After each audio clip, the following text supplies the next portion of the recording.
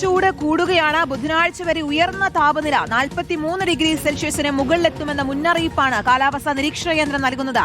ജനങ്ങളോട് ജാഗ്രത പാലിക്കാൻ നിർദ്ദേശം നൽകി. ദില്ലി, ഉത്തർപ്രദേശ്, രാജസ്ഥാൻ എന്നീ സംസ്ഥാനങ്ങളിലാണ് ചൂടിന് കാഠിന്യമേറുക. പഞ്ചാബിലും ഹരിയാനയിലും ബീഹാറിലും ഉൾപ്പെടെ ഉഷ്ണതരംഗ മുന്നറിയിപ്പും നൽകിയിട്ടുണ്ട്. YS അഭിനന്ദ വിവരങ്ങൾ നൽകും. അഭിനന്ദ, ഇവിടെ 40 ഡിഗ്രി സെൽഷ്യസൊക്കെയാണ് കേരളത്തിലെ ചൂട്. അതുക്കും മേലെയാണ് ഉത്തരേന്ത്യയിൽ എന്ന് പറയുമ്പോൾ അത് സഹിക്കാൻ കഴിയുന്നതിനും അപ്പുറമായിരിക്കും. എങ്ങനെയാണ് ഓരോ സംസ്ഥാനങ്ങളിലെയും ഇന്ന് പ്രതീക്ഷിക്കുന്ന, വരും ദിവസങ്ങളിൽ പ്രതീക്ഷിക്കുന്ന ഒരു കാലാവസ്ഥ മുന്നറിയിപ്പ് എങ്ങനെയാണ്? അതോടൊപ്പം വേനൽ മഴയ്ക്കൊക്കെ എന്തെങ്കിലും സാധ്യത കാണുന്നുണ്ടോ അഭിനന്ദ?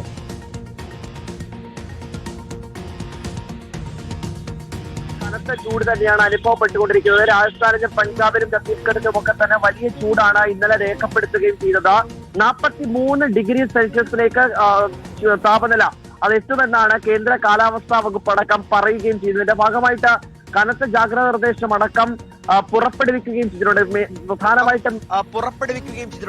പ്രധാനമായിട്ടും വിദ്യാർത്ഥികൾ കൃത്യമായി തന്നെ സ്കൂളിലെത്തുമ്പോൾ 11 മണി മുതൽ 3 മണി വരെയുള്ള വെയിൽ നേരിട്ട് ഏൽക്കരുത് എന്നുള്ളതാണ് കേന്ദ്ര കാലാവസ്ഥാ വകുപ്പ് പറയുകയും ചെയ്യുന്നത്. എന്തായാലും ഏറ്റവും പ്രധാനപ്പെട്ട മറ്റൊരു കാര്യം എന്നത് ആശ്വാസമായി ഇന്ന് പലയിടങ്ങളിലും വേനൽ മഴ ഉണ്ടാകും എന്നതാണ്.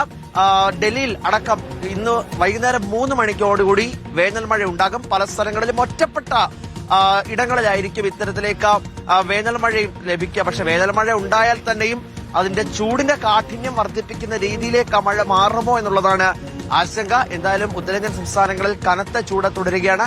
ഇന്ന് 43 ഡിഗ്രി സെൽഷ്യസ് വരെ എത്തുമെന്നാണ് വ്യക്തമാക്കുന്നത്. കുറച്ച് ദിവസം കൂടി കഴിയുമ്പോൾ അത് 50ലേക്ക് കാര്യങ്ങൾ എത്തും.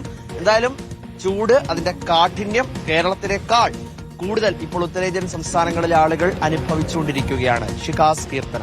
ശരി, YS അഭിനന്ദാണ് വിവരങ്ങൾ നൽകിയത്. 50 ഡിഗ്രി സെൽഷ്യസ് ഒക്കെ ചൂടെത്തിക്കഴിഞ്ഞാൽ അത് എങ്ങനെ മനുഷ്യന് സഹിക്കാൻ കഴിയുമെന്നുള്ളതാണ്.